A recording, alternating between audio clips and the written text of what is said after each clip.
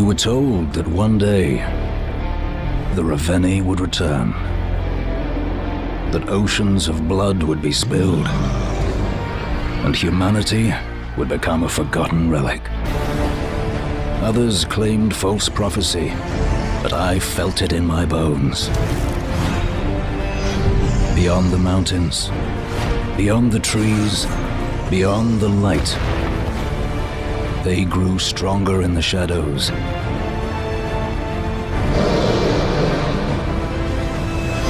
And there will be a reckoning.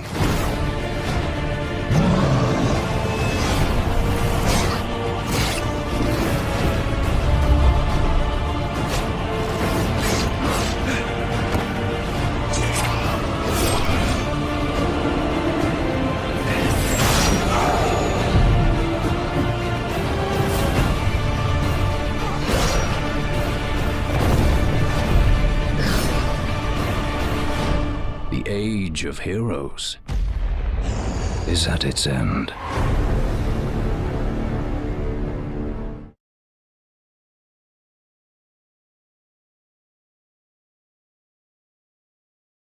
Hello everybody and welcome. My name is Derek Neal. I'm the executive producer here at Maximum Games, and I'm excited today to be able to bring you this sneak peek into our upcoming action-adventure title, Extinction. What you're about to see is a small slice of one level, and this is a very early pre-alpha build, so please expect some things to change between this and the final version. With that said, let's get started. Extinction takes place in a lush, vibrant fantasy world, full of painterly textures and bright, rich colors. But this world has come under siege by an organized army of massive otherworldly invaders known as the Ravenni, who have begun systematically eradicating humanity off the face of the planet. You play as Avil, one of the last of the Sentinels, a legendary group of warriors with the skills and tools necessary in order to take down these massive foes. The gameplay in Extinction emphasizes high-speed traversal around the environment. In addition to the basic jump and double jump, Avil can also run horizontally along walls, run vertically straight up walls, air dash through the sky, come floating back down gently, can bounce off of springy objects in the environment such as building awnings or treetops, and can use his whip like a grappling hook to get around. When he does this, time slows down, giving him time to plan his next move and make split-second decisions. Of course, Avil's ultimate goal is to save as much of humanity as possible. He needs to protect them from the constant onslaught of the ogres and their minions. He does this by engaging them in real-time, skill-based combat. In addition to his series of regular strikes, he can also execute powerful AoEs, launch enemies into the sky, slam them back down to the ground, cancel his attacks into rune strikes for massive damage, and cancel his attacks into dodges in order to evade his opponent's strikes. Of course, the star of the show is Avil's combat with the ogres. Now, with their minions defeated, it's time for Avil to take on their master, one of the enormous Ravenni who has been rampaging through the countryside, obliterating everything in our fully destructible environments. The ogres themselves are fully dismemberable, but they wear armor in order to protect themselves. In order to take this beast down, Avil must first destroy that armor. This is done via a powerful charged-up rune strike.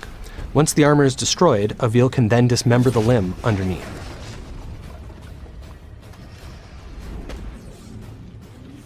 Dismembering limbs like this builds energy which Avil will need to ultimately be able to strike the finishing blow. And as you can see, this ogre is none too happy about the loss of its leg, and Avil has to dodge its attacks while also trying to remove the remaining armor in order to get to the limbs beneath them. This is an extremely dangerous situation to be in because if any of these blows actually manages to hit Avil, it will be death in a single hit. Having now absorbed enough power and weakened the ogre sufficiently, Avil is now ready to go ahead and strike the finishing blow. Using the traversal options we showed off earlier, Avil is able to climb up the ogre's back, take out its helmet, and deliver the coup de grace.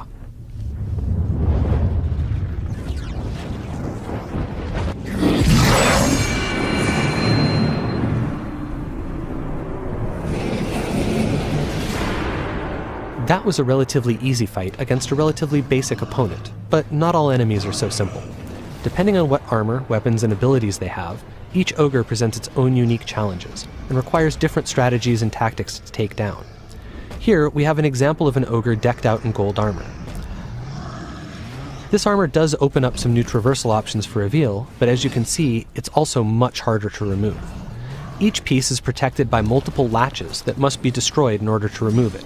4 of them on each leg piece, and 2 on each arm piece.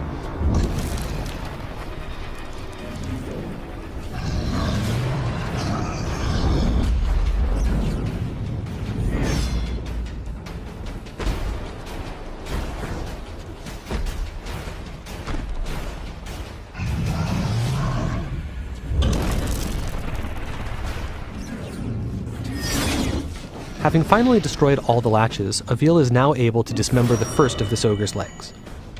Moving on to the arms, however, is now much more difficult, as they are constantly moving, making it hard to target those tiny latches. Avil must dodge the ogre's attacks and their minions' attacks while doing this.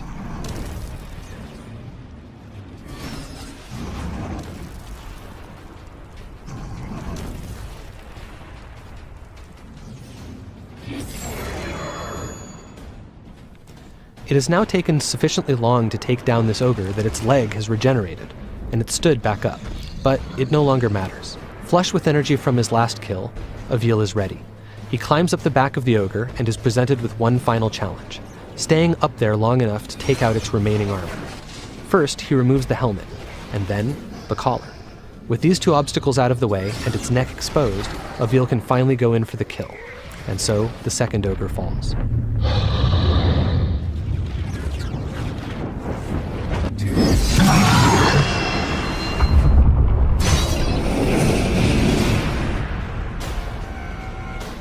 As I said before, this was just a short glimpse into some early pre-alpha gameplay, and there's much more to come. Not normal. They are 150 feet tall, and they are absolutely hell-bent on destroying all of humanity, wiping them off of the face of the planet.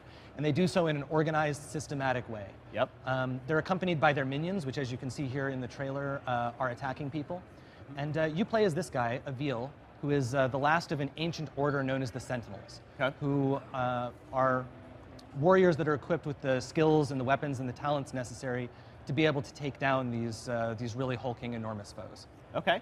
So this is trailer. Are you showing gameplay at E3, or we're just saying first look at it here? Yeah. So actually, I'm excited to announce that today we have our first ever gameplay reveal for you here. Oh, cool. On YouTube Live at E3. Oh, we don't have to wait. I was like, we have to wait till later, but we're going to actually show gameplay here. We are. We're actually going to show gameplay here. And one of the main things, one of the first reactions that people got from, here you go. So this is now cutting to actual gameplay. Okay. One of the first reactions that we got from people seeing the trailer was, wow, the trailer's really cool, it looks awesome, but that's not really what the game is like. That's what I was going to ask. I was about to beat you up saying, like, where's the game? And just like that, it happens. I'm excited to announce that that trailer is exactly what the game is like. Wow. You parkour through the cities, you fight the monsters, you fight, dismember, and destroy the ogres. Everything is completely destructible, all of the environments. The gameplay emphasizes high-speed traversal through the environment. Yeah. You can run on and cling on everything, run horizontally, vertically along walls, along enemies, ogres, everything, bounce off of objects in the environment. You can air dash through the sky, and he can use his whip like a grappling hook to pull himself around. Actually, when he does that, time slows down, giving him a chance to kind of plan his next move. So here you can see Avil fighting against some of the ogre's minions in the real-time skill-based combat that we've got. He has the ability to cancel his attacks into a variety of different kinds of moves, including launchers, backslams, AoE attacks, dodges, powerful rune strikes. And actually the combat in this game has been designed by the guys at Iron Galaxy, who are famous for their work on fighting games like Killer Instinct and Street Fighter III Third Strike Online Edition, Dive Kick. Right, so. Yeah. So one of the things that we're really excited about is that when you're fighting these giant ogres, you are really fighting these giant ogres. The environments are completely destructible, and so are the ogres. You can dismember them, you can destroy their armor. So this big ogre, I can I take off limbs, things yes, like that? absolutely, Really? and you'll see some of that in just a second. You can climb all over him with all of those traversal options we showed earlier. So here you go, he's going to destroy this piece of armor. Yep. And now he's going to be going for the leg here shortly. You'll see your first ogre dismemberment here as he falls down. But in a lot of games, when you fight giant monsters like this, you don't really get to fight them, right? Yeah. Instead, it's more of an abstraction. So for example, they might have an HP bar, and then as you hack at their toe, their HP goes down, and then eventually they fall over dead. Or maybe you're just you're doing a quick time event or something, pressing buttons at certain cues to make predefined animations happen. That is not the case here. This is actual real-time skill-based combat against these guys. And the way that you know that you're winning the fight is you're actually destroying their armor, hacking them into bits, and ultimately trying to take them down. So here, after taking off his arms so he can't really defend himself, we're going in for the kill strike, and we're going to see our first ogre decapitated. An ogre decapitation, only. Yep. 3-3. Look at that. Oh, wow. Where's Now, the head? The head didn't fall down. It just disappeared. The head disappeared, and then the body fell down. Okay. Now, actually, this... Why can't the head fall down? Well, so actually, a veal absorbs the bits of the ogre that he chops off and turns them into his energy that he then uses to kill other ogres. All right, so what you'll see is these parts of his arm disintegrating, the head disintegrating, things like that, as he absorbs them into his rune blade. Okay. So yeah, what you're seeing here is a different ogre with some different skills and equipment. Can't see no more. Sorry? Ogre can't see no more. Yeah. He's got his eyes covered up by this helmet.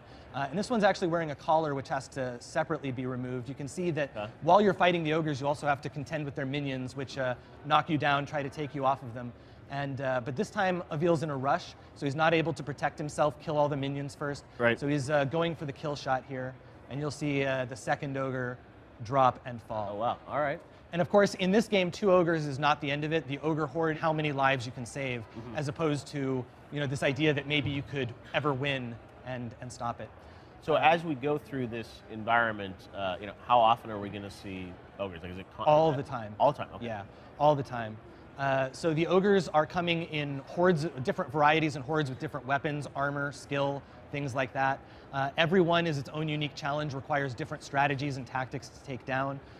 Depending on exactly what the situation are, you may also be able to use parts of the environment to your advantage, climb up tall buildings, launch yourself off of ramps, take advantage of cranes and other moving objects in the environment to move yourself around dynamically in order to evade their strikes. One thing I should mention is that this game is, like I said, the combat is very realistic, in which I mean if you get hit by one of these ogres, you're just dead. One hit and it's over, you die. We do have respawn, so the mission's not completely over, but the way that you stop that is you actually have the ability to slow down time when you're fighting against these ogres. So when you're using your whip, which functions as a grappling hook, or when you're charging up your rune strikes, time slows down, and so you can actually see this ogre's coming in for this massive hammer blow, and then you can dodge it, get out of the way. Wow. Now, as you sort of play through this environment, obviously there are these big battle moments. When you're not in battle against an ogre, what does the combat look like against other ogres? So the combat that's not against the ogres is against the ogres' minions. And so that's what we were showing off earlier. You have a whole bunch of different attacks that you can chain together in all sorts of various ways. But one of the main things that you're doing when you're not fighting either the ogres or their minions is saving people. So each of the levels is decked out with tons of refugees that are scattered throughout the level. And one of your objectives are to save as many of them as possible. And the ogres are going to keep coming, their minions are going to keep coming, and it's all a question of how many people you can get to safety. All right, well, it looks really cool. People love big-scale combat. And speak of an unstoppable army.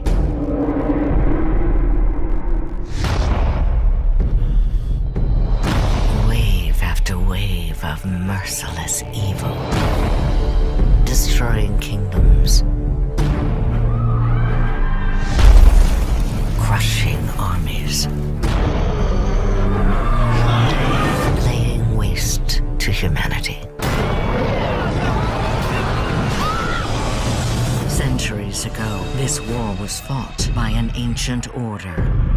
Now, the threat has returned, and only one remains.